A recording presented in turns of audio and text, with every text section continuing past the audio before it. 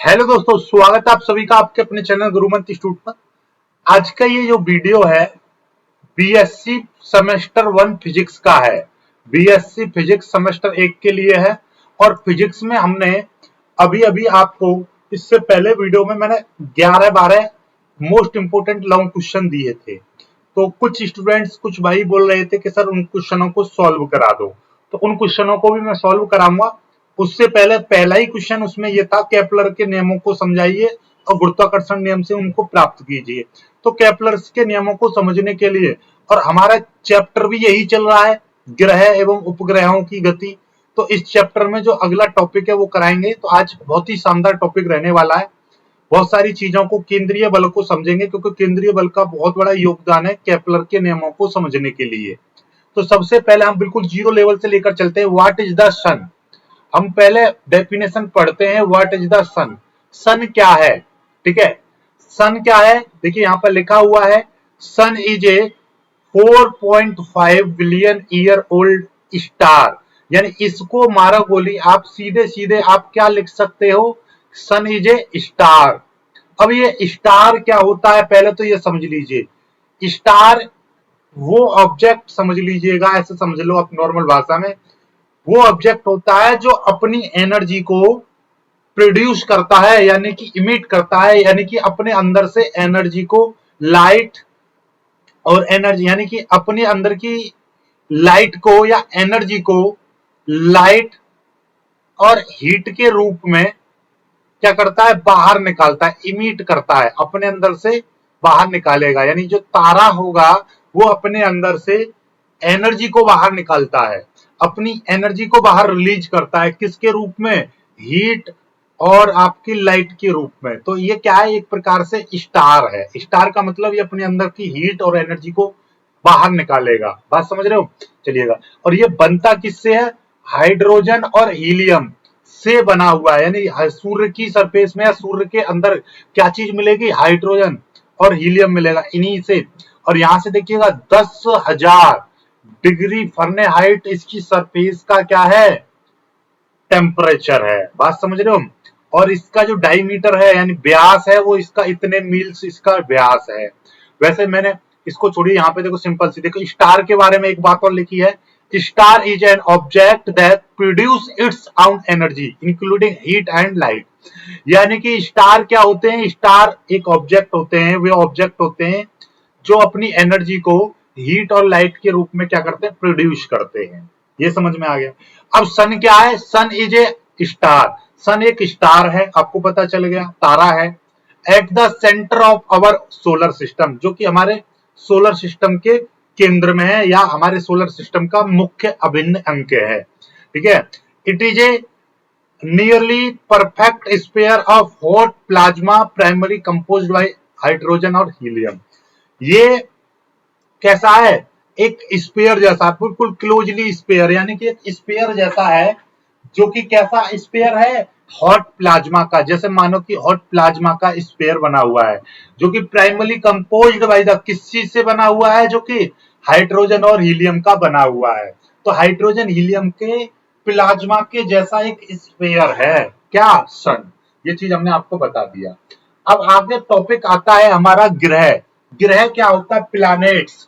Planets क्या होते हैं, वे आकाशीय पिंड जो सूर्य के चारों ओर एक निश्चित कक्षा में परिक्रमण करते हैं। बात समझ लीजिएगा, सूर्य के चारों ओर, यहाँ पर ये सन है, सन के चारों ओर एक कक्षा में, निश्चित कक्षा में यदि घूमने वाले पिंडों को हम क्या कहते हैं, ग्रह।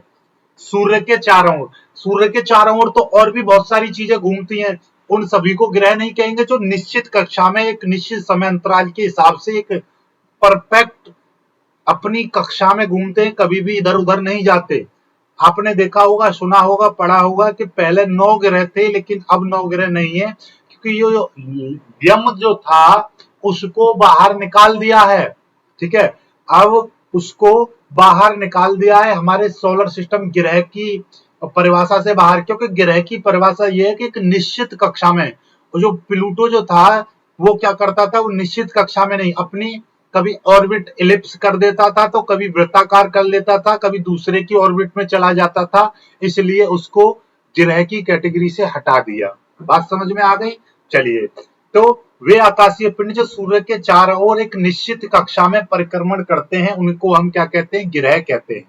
जैसे बुध, बुध, शुक्र, पृथ्वी, मंगल, बृहस्पति, शनि, यूरेनस और नेपच्यून।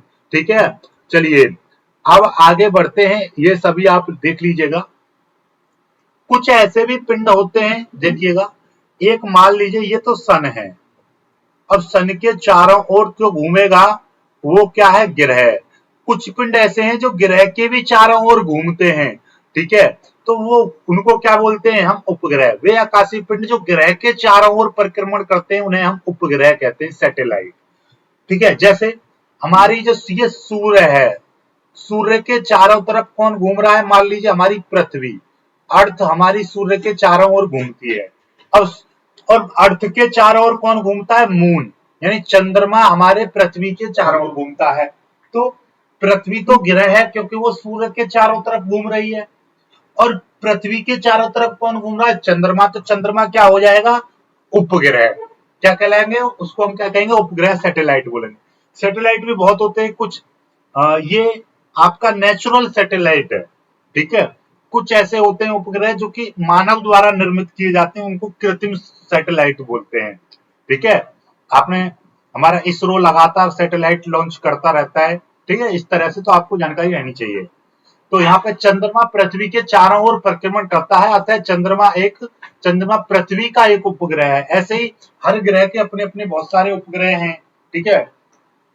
तो सबके अभी हम आगे डिस्कस करेंगे, पहले फिलहाल हम इस चीज पर फोकस कर रहे हैं, केपलर के नियमों पर, ठीक है, इसलिए हम इनको केवल बेस बता रहा हूं। सूर्य ग्रह उपग्रह के इस परिवार को या इस समूह को हम क्या बोलते हैं, एक नाम देते हैं सोलर परिवार या सौर परिवार। और सौर परिवार को हम इंग्लिश में बोलते हैं सोलर सिस्टम। तो सोलर सिस्टम आपको अच्छे से समझ में आ गया। हाँ, वेरी मोस्ट इंपोर्टेंट टॉपिक आ जाता है, ये पेपर में आने के चांसेस हैं इसके 99%। इसको तो पढ़ लो, दिमाग में रख लो। केंद्रीय बल क्या होते हैं, सेंट्रल फोर्स, वह बल जो सदैव एक स्थिर बिंदु की ओर, वह बल जो सदैव एक स्थिर बिंदु की ओर लगता है या उस बिंदु से दूर की ओर लगता है। या तो स्थिर बिंदु की ओर लगेगा या स्थिर बिंदु की ओर आता हुआ लगेगा, ठीक है। स्थिर बिंदु की ओर को या उससे दूर को, बात समझ रहे हो, बिंदु की ओर या बिंदु से दूर, ठीक है, उस बल को हम क्या बोलते हैं, केंद्रीय बल। वह बल जो एक स्थिर बिंदु की ओर अथवा उससे दूर की ओर लगता है तथा जिसका परिमाण, यानी उस बल का परिमाण उस बिंदु से दूरी पर निर्भर करता है, उसे हम केंद्रीय बल कहते हैं। जितनी ज्यादा दूरी होगी बल का मान भी उतना ज्यादा होगा। इस तरह मतलब निर्भर करता है, मतलब दूरी मान लीजिए कम है तो ज्यादा बल लगेगा, दूरी ज्यादा है तो कम बल लगेगा। मतलब दूरी पर निर्भर कर रहा है। दूरी बढ़ने घटने से बल का मान भी बढ़े घटे, तो इसका मतलब बल दूरी पर निर्भर करता है। तो ऐसे बलों को हम केंद्रीय बल कहते हैं। इसका सामान्य रूप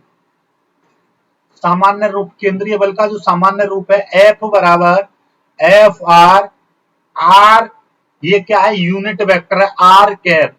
एफ आर क्या है, एफ आर इसका फलन है, आर वेक्टर का फलन है, और आर ये इकाई सदिश है, ये केवल दिशा को बताता है, केवल दिशा को बताता है, ठीक है। तो आर वेक्टर अपॉन आर ये आ जाएगा, या हम इसको r vector upon r vector का मॉड भी लिख सकते हैं इस आर कैप को। ये इसका रूप है।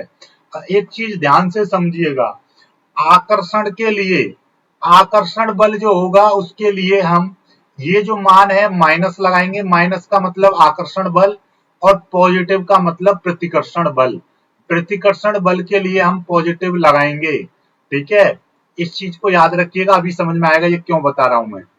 देखिए एग्जाम्पल के तौर पर समझो, पहला है गुरुत्वाकर्षण बल। गुरुत्वाकर्षण बल एक केंद्रीय बल होता है, ठीक है। तो F बराबर जी m1 m2, यानी कि हमारे पास एक वस्तु ये है जिसका द्रव्यमान m2 है, एक वस्तु ये है जिसका द्रव्यमान m2 है। अब इनके बीच की दूरी r है, तब इनके बीच में जो गुरुत्वाकर्षण बल लगेगा वो G m1 m2 upon r square होगा। लेकिन यहां पर हम बात कर रहे हैं ये आर कैप क्यों आया, क्योंकि इनके बीच में जो बल लग रहा है वो दूरी पर भी निर्भर कर रहा है और एक बिंदु की ओर लग रहा है। तो बात को समझो तो ये गुरुत्वाकर्षण बल एक केंद्रीय बल है और केंद्रीय बल का रूप क्या होता है, एफ बराबर F r r cap. R cap केवल दिशा को बताएगा और ये माइनस चिन्ह क्या बता रहा है कि ये जो बल है गुरुत्वाकर्षण बल ये आकर्षण प्रकृति का है। मैंने क्या बताया था, यहाँ पर देखिएगा माइनस चिन्ह क्या बताएगा, आकर्षण को, तो ये आकर्षण प्रकृति का है।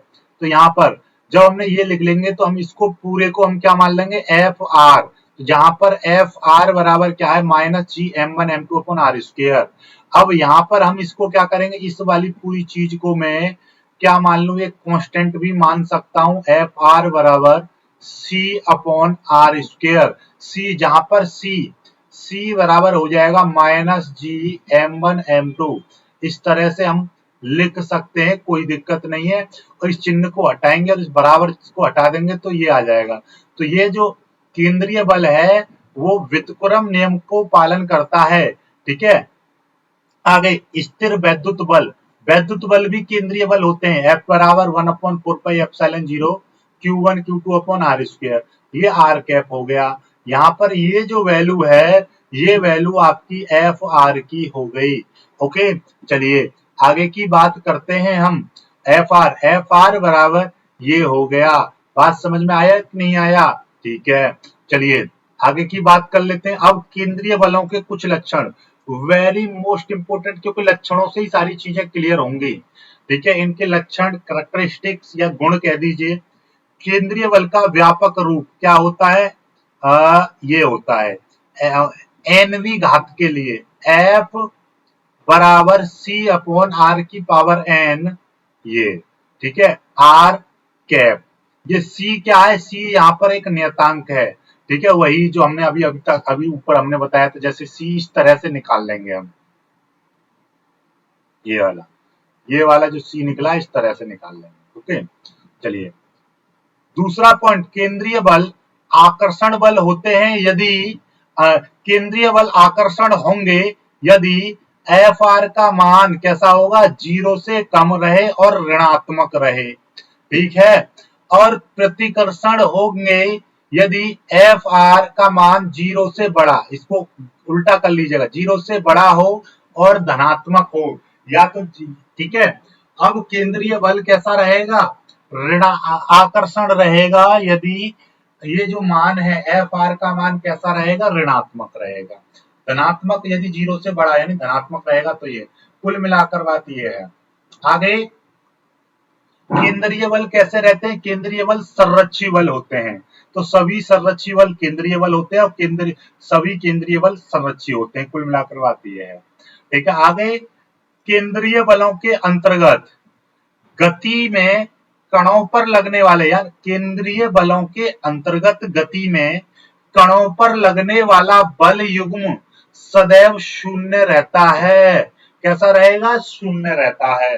यह आगे मैं सिद्ध करके भी दिखाऊंगा, इस लाइन को सिद्ध भी करूंगा कि केंद्रीय बल के अंतर्गत यदि कोई गति कर रहा है कोई भी कण, तो उस पर लगने वाला बल युग्म का आघूर्ण या उसका बल युग्म का आघूर्ण कैसा रहता है, शून्य रहता है। ये हम अभी सिद्ध भी करेंगे। अगला पॉइंट, केंद्रीय बलों के लिए कण की गति की दिशा एक तल में होती है, यानी केंद्रीय बलों के लिए जो कण की जो गति होगी वो एक ही तल में होगी। अगला पॉइंट है केंद्रीय बलों के अंतर्गत गति करते हुए कण का क्षेत्रफलीय वेग सदैव नियत रहता है। देखिएगा इसमें विशेष तौर पर ये वाले दो तीन पॉइंट इंपोर्टेंट हैं, ये पॉइंट इंपोर्टेंट है, ये पॉइंट इंपोर्टेंट है, ये वाला पॉइंट इंपोर्टेंट है और इससे अगला वाला पॉइंट भी इंपोर्टेंट है। क्या है, जब कोई कण केंद्रीय बल के अंतर्गत गति करता है तो उसका कोणीय संवेग संरक्षित रहता है। अब यही चीज आपके केपलर के नियम में आएगी, यही चीज हमको सिद्ध करनी है। तो इस चीज को हम यहाँ पर कभी कभी क्वेश्चन आ जाता है, क्वेश्चन किस तरीके से देगा मैं आपको बता दे रहा हूं। क्वेश्चन कहेगा सिद्ध करो सिद्ध कीजिए कि केंद्रीय बल के अंतर्गत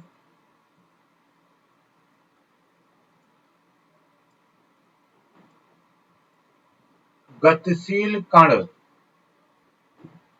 का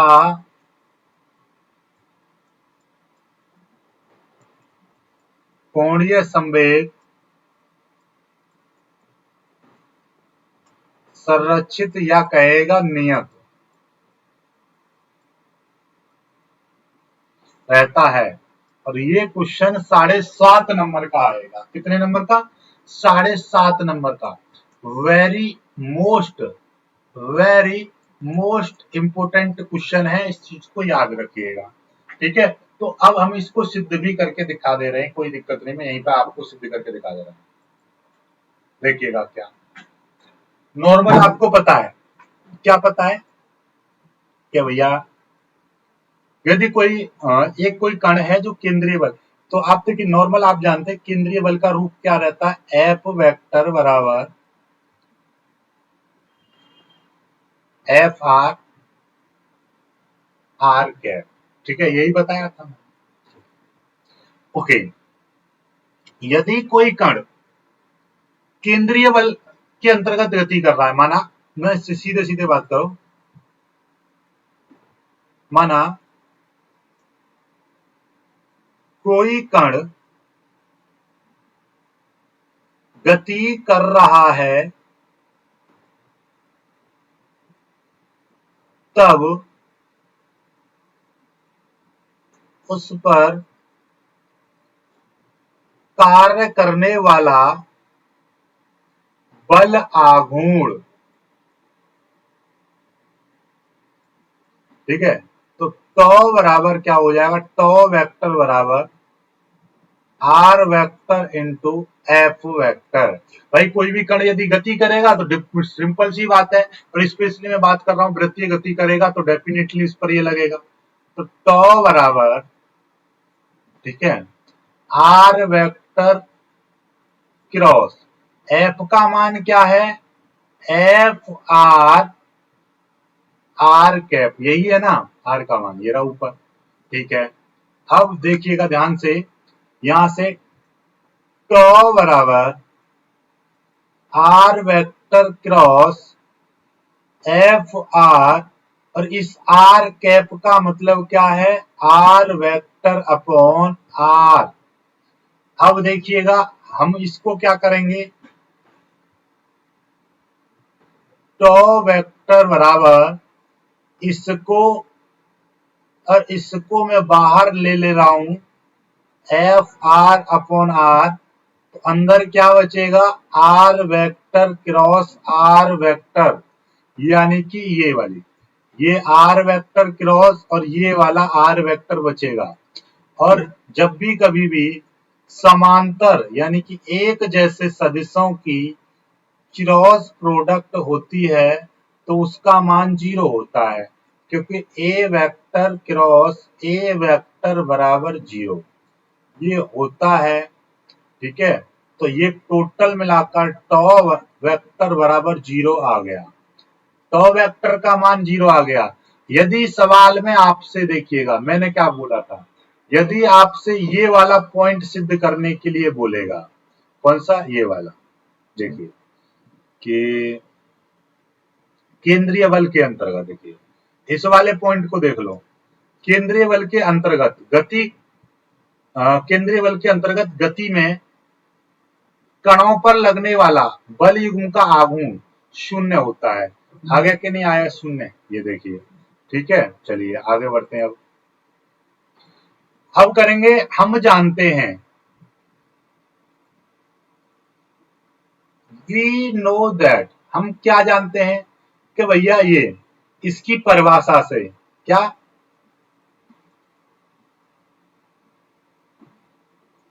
बल आघूर्ण की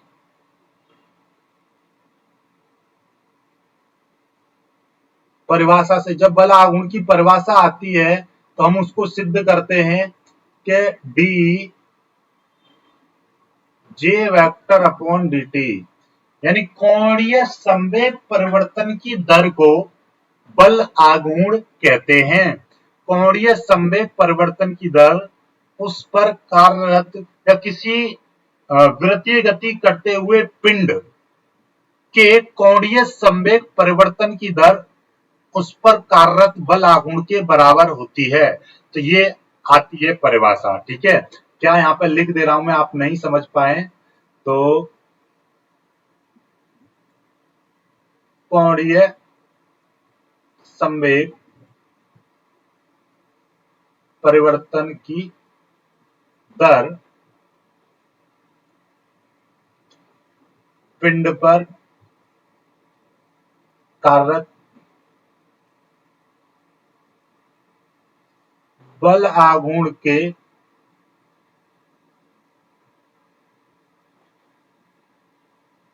बराबर होती है। तो ये आ जाएगा। अब हमको पता है कि टॉ का मान 0 है, तो टॉ का मान यहाँ पे 0 आ जाएगा।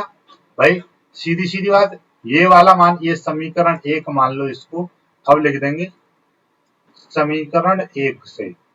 तो ये वाला जो टॉ का मान है ये इस समीकरण 1 में रख देंगे तो क्या हो जाएगा, D J vector upon D T बराबर 0 हो जाएगा। क्योंकि ये टॉ बराबर 0 है, टॉ का मान कितना है, इतना आ गया। ठीक है, और जब किसी चीज का अवकलन 0 होता है तो वो क्या होती है चीज, कांस्टेंट। तो ये चीज मैंने पहले भी बताई थी, जे वेक्टर बराबर क्या है, कांस्टेंट। ये कांस्टेंट आ गया। इट मींस ये कि भैया यही चीज तो हमको प्रूव करनी थी। क्या चीज प्रूव करनी थी, कि किसी कण पर या केंद्रीय बल के अंतर्गत किसी कण, केंद्रीय बल के, अतः यहाँ पे लिख देंगे हम, इसका स्क्रीनशॉट ले लीजिएगा, यहाँ पे लिख देंगे अतः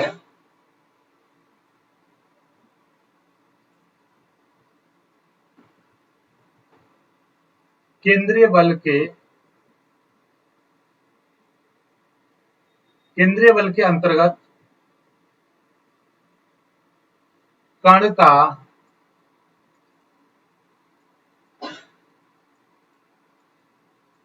कोणीय संवेग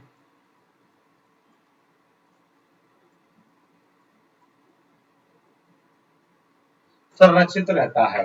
ठीक है, तो यही चीज हमको प्रूव करनी थी, ये हो गया प्रूफ। देखिए यही यही चीज तो हमको प्रूव करनी थी। देखिए यहाँ पे